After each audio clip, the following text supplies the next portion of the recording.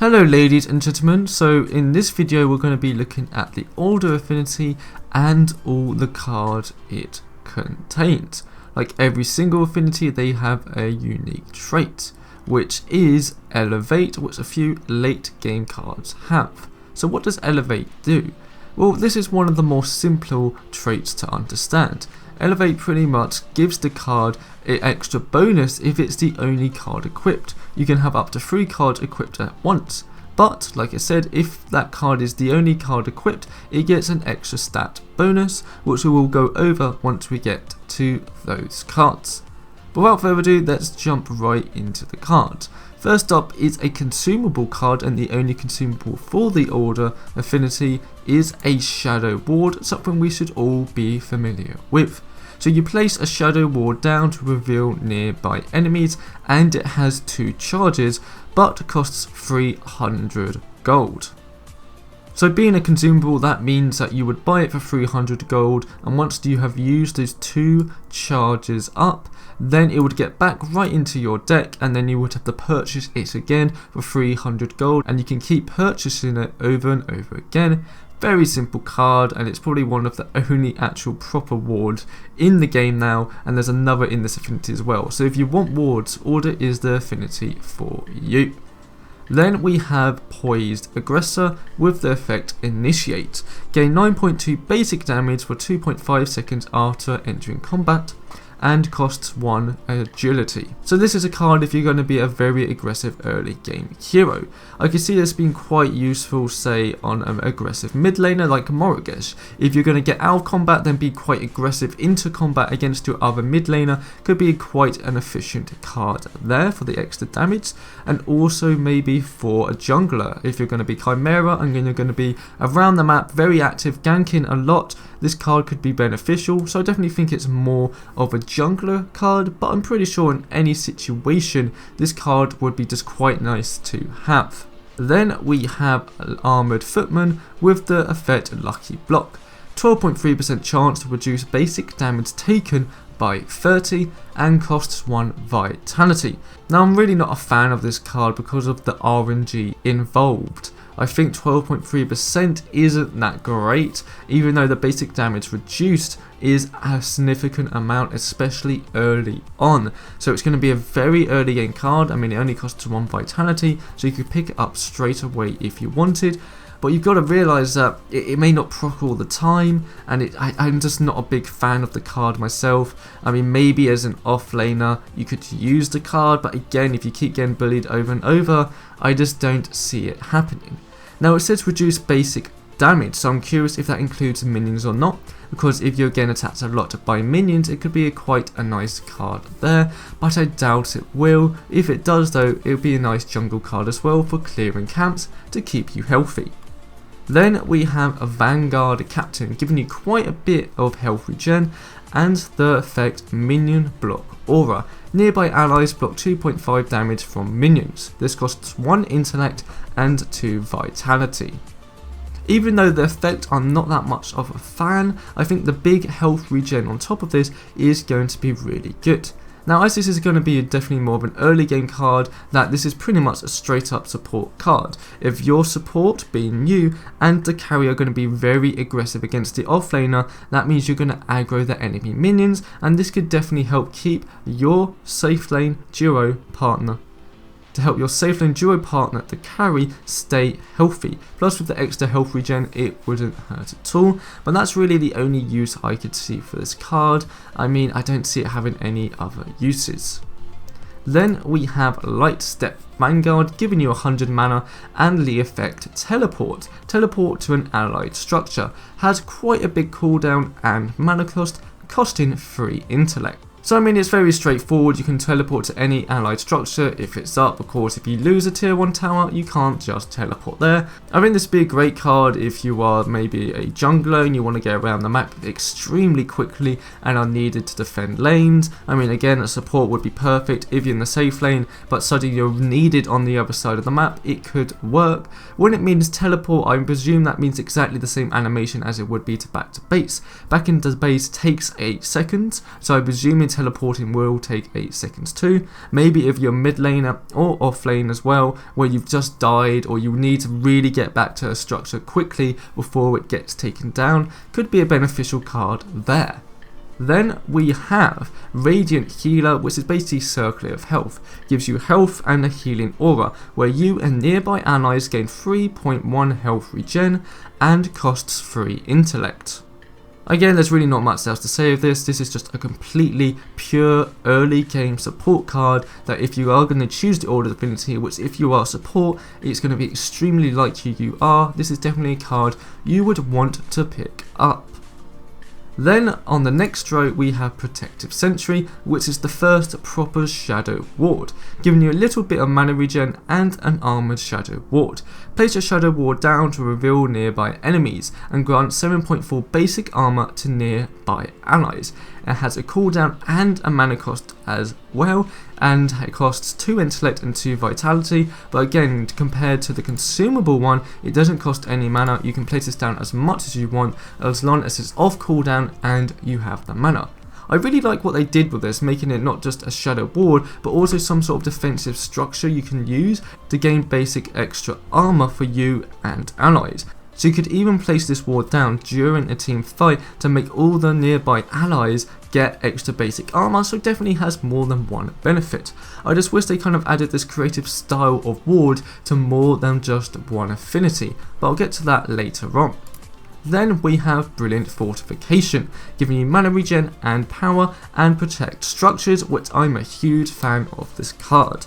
All ally structures are immune to damage for 3.7 seconds, has around 120 second cooldown and 100 mana cost. It costs 4 intellect and an additional 1000 gold. So the reason I'm a fan of this is because it feels like it mainly is a support card, and also means as a support you can help on the other side of the map without even being there, which can be a great feeling. Of course, the perfect example, if the tier 1 offlane tower is still up and you can see 2 enemies are pushing it, you can make it immune very quickly. You don't have to be at that location on the map to help your team defend towers while you do something else. Of course, that's more early to mid game, but I definitely see the possibilities of this being a pretty good late game card too. If your inhibitors getting under siege, this could be the big difference between the inhibitors staying up or going down. I just hope the visual representation of this card is shown well, so both enemies and allies know that this card has been activated and that the structures cannot be damaged, so everyone is on the same page there, but I'm a really big fan of this card. The next card is Flag Bearer, which gives you 29 attack speed and has 2 effects. The first is Minion Leader Aura. Nearby friendly minions gain extra max health and move speed, while also minions buff me, giving you basic damage when nearby an allied minion, and it costs 7 agility. This is going to be a really good card if you're going to be near allied minions for a long period of time, aka a hardcore split pusher. If you're a hardcore split pusher and you don't really care much about the farm, you just want to get your minions to the other side of the map as quickly as possible, this is the perfect card for you. Saying that, not only just for split pushing potential, but saying the unlikely and unfortunate event that as a support you have to push a lane up because your carry or someone else won't do it, this could be a significant card to help you there, making sure your minions stay healthy and gives you a little bit extra damage to make sure you can clear those waves quicker, as most supports don't have the best wave clear. The next card is Stagnant Dominion, which gives you mana regen and power, and the effect Ability Slow. Ability damage slows enemy move speed by 92 for 0.6 seconds and costs 7 intellect. So basically this card is a readjusted card compared to Ash of the Witch, because they are pretty much identical. When Ash of the Witch first came out, the big question was how does it deal with damage over time abilities, like Morgus's Hive ability, Gadget's Slow, Gideon's Ultimate, those kind of things. How does it really work with them? Well, I believe with this card it doesn't say it stacks, so I presume that it only can proc once every 0.6 seconds, so once the enemy move speed slow has ended, then another one can proc. So you have an ability that is a long period of time, aka a Morgus Hive ability, then this will be a really effective card. Then we have Malink's Grace, giving you a hell lot of health, and the ability Shield Link. shield yourself and target ally for 9.2% of your max health for 1.8 seconds, has a 60-second cooldown and 130 mana cost. It also costs 2 intellect and 5 vitality. So this is basically a redone version of Honor the Pure being a little bit nerfed. So instead of giving you and nearby allies a shield, in this case it gives you and a targeted ally which you target. It also depends on your max health, not how much current health you have, but your max health. So it's more for support, but also for very tanky support. This card already gives you a lot of health, but if you're definitely more of a tanky support, like a Narbash or Steel or Richter, this card would be even more beneficial for you. Then we have Crippling Glare, giving you some basic armor and attack speed with the effect Hamstring. Reduce enemy move speed by 80%. Effect fades over 4 seconds. It has around a 50-second cooldown and 100 mana cost. Again, these stats may change slightly when the update is released. So this costs 4 intellect and 3 vitality, and I'm definitely a big fan of this card. This is for any hero that wants to have a high utility deck to really help their team out, mostly support, but other heroes like maybe mid laners could use this card too.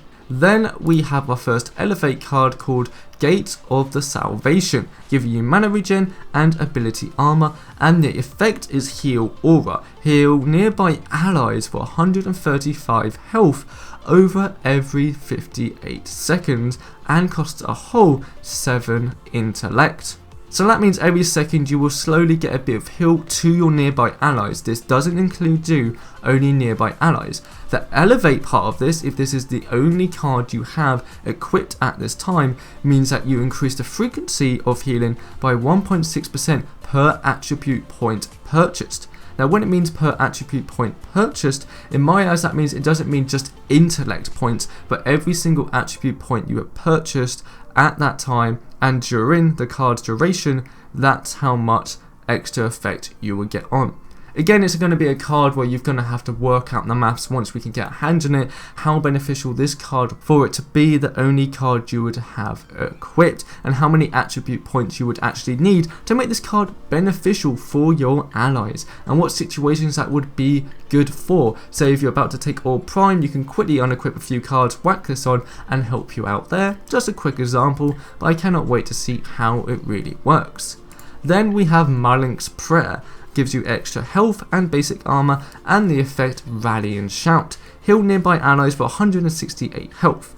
Healed allies gain 14 basic armor for 12.3 seconds, around 100 cooldown and 100 mana cost. This also costs 4 intellect and 3 vitality.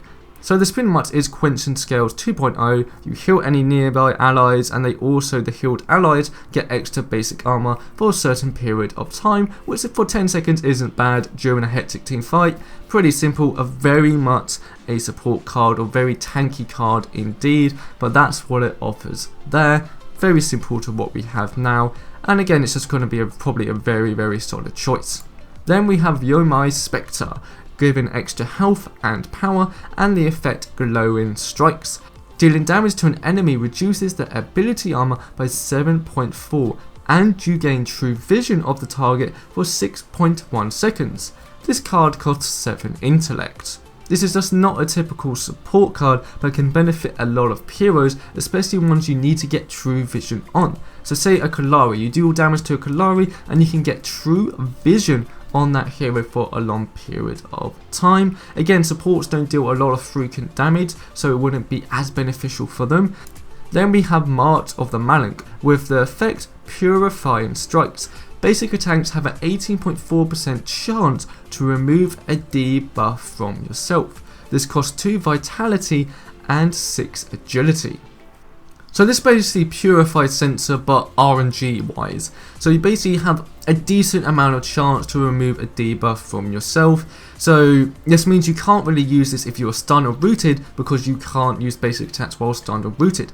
But if there's an enemy on the other team that given slows out or tethers, stuff like that, where you can still use basic attacks, it could be quite good. Attack speed will be increased with the new update, meaning you're going to get a lot more basic attacks out. And in a perfect scenario, say an Aurora comes in and ultimates on you. You have a very set window of time to actually do damage to Aurora using basic attacks, and if one of those basic attacks procs this card, it means it will remove the debuff from you, and that means Aurora's ultimate will not pop off. Just a thought to think about there, even though it's not going to happen that often as it's not that high percentage. The next card is Marlink's Tribute, given extra power and attack speed with the effect Overhealing Shields. Gain a shield for any healing above max health, 12.3% maximum, costing 4 vitality and 4 agility. This is basically for a pure tanky hero that is going to do a lot of healing and a lot of health regen too, because any healing, which I presume any healing means health regen too. So as long as you're full health, health regen will give you an extra shield. I presume that's what it means, as that includes healing, but that's going to be pretty cool. Of course, it's just to yourself, not nearby allies. This is going to be a pretty nice card to have there. Purely a support card or purely a strong tank in card. Then we have Son of the Sentinel, given extra mana and health, and the effect Inspiring Aura. Nearby allies gain extra attack speed and basic armor. This costs 3 intellect, 3 vitality and 5 agility, so that's pretty much a jack of all trades when it comes to attributes. This is nothing you proc, it's just straight up you buy this card, any nearby allies get that extra attack speed and basic armor, so this pretty much is a straight up utility / support card like most of the ones in order. Then we're on to the last row, and one of the most crazy cards that I'm sure is going to come out with the new update is Domain of Stillness, giving you extra power and a lot of mana, and it is called Group Status. Is the effect. Status yourself and all nearby heroes for 2.5 seconds. Has 120 second cooldown and around 130 mana cost. This costs 9 intellect and 2 vitality. Oh my word. So when it means all nearby heroes, it means allies and enemies. I think as an example Epic showed is say a Gideon ult, and you can use this card straight away and it will link straight to the Gideon if you're within range of this card activating, and it will status them out of the ultimate. Say that the enemy team has overextended and they are retreating, but you need extra time for your team to rotate in and capitalize on the enemy team overextending. You could status them absolutely everyone there for 2.5 seconds, meaning your team can catch up, get in and kill them off. That would be exceptionally satisfying, I am sure, and I can't wait to see what kind of crazy combinations we as a community come up with this card. Then we have Yomi Guardian, giving you a lot of health, a lot of basic armor and a bit of power. With the effect Area Defense, nearby allied units gain a 100% chance to block 30 basic damage for 4.9 seconds. It has 103 cooldown and 103 mana cost. It costs 9 vitality and 3 agility. This can be a really good defensive card. If you are a sieging and inhibitor, then you can activate this card so the enemy team finds it a lot more harder to actually clear the wave. Again, it's only basic damage, so ability damage I'm sure won't be a problem at all, but still a card to think about that has possible options. Then we have Sacred Alchemy, giving you a lot of health, a lot of power and attack speed with the effect Shielding Strikes. Gain shield equal to 12.3% of basic damage dealt. This costs 4 vitality and 8 agility. So this is a card which doesn't really fit this affinity so far. So what I presume by this is every time you deal basic damage, 12.3% of that basic damage is gained back in a shield. It also says the shield doesn't have a duration unless I'm reading this wrong, but this card is definitely an end game card due to the cost of it, so I presume I am correct there. So this seems that it's going to be a really good card if you have a hero that actually deals quite a decent amount of basic damage, wants to build tanky. I mean, that kind of hero this card is going to be perfect for. Then we're on to the last 3, probably the most 3 craziest cards out of every single affinity so far, is these 3 cards which all have Elevate traits. The first is Godmother Vigilance, which gives you health and power and the effect % health increase. Increase max health by 9.2%. Then it has the Elevate part of this, which increase max health by 0.6% per attribute point purchased. This costs 13 vitality, so this means you're heavily going full on tank, this is the card for you. So again, it's one of those cards we're going to have to work out the maths, how much effect this would be. If it's the only equipped card you have, how many attribute points purchased would it be worthwhile to actually have this card? Say if you have 20 attribute points purchased, that would be an extra 12% increased max health, which is insane if you already have a significant amount of health to deal with. This card can absolutely go crazy. I'm sure you could get thousands and thousands of health of this card. Cannot wait to see how this really works in game if you're going for a pure tanky build. Then we have Knight of Ashur, giving you basic armor, power and attack speed with the effect basic damage. Gain 50.3 basic damage. The elevate part of this, if it's the only card equipped, increase basic damage by 0.9 per attribute point purchased and costs 13 agility. Very similar to the last card. We're going to have to work out mass wise how many attribute points will be needed to make this card really worthwhile to be the only card you actually have equipped.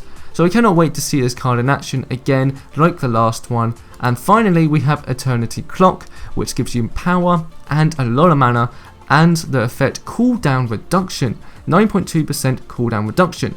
The evaluate part of this, if it's the only equipped card, is reduce cooldowns by 0.6% per attribute point and cost a whole 13 intellect. So again, just like the last two, we're going to have to work out the maths. How many attribute points would it be worth for the cooldown reduction? But if you had 20 attribute points, that's an extra 12% cooldown reduction on top of the one you have now. And that's a whole 21% cooldown reduction, which is a significant amount. But again, it's probably going to be those heroes that have more higher cooldowns, because if you don't know, most cooldowns have been reduced with version 42. And that about does it for the Order Affinity. I'm quite a big fan of it. It's definitely for those pure support heroes or pure tanky heroes, because there is some cards in here that can make you an absolute unkillable beast. And there's a few creative cards that add a bit of damage or just generally support your team. It's not just supporting you, but supporting your team in different ways and creative ways, so you don't have to be on the same side of the map, or just little ways with helping minion waves push or defend. So there's definitely a lot more creative ways, and I'm very happy with what Epic have done here to make it support more creative than just pure by Honor the Pure, by Quenching Scales. There's so much more diversity here. Good job Epic there. Thank you all very much for watching this one. Next up is Death, then Chaos, so I cannot wait to do those. I've already done Knowledge and Growth, so please check that out also. Thank you very much for watching. Do share these videos around if you appreciate it and want to inform as many people as possible, and I'll see you all next time.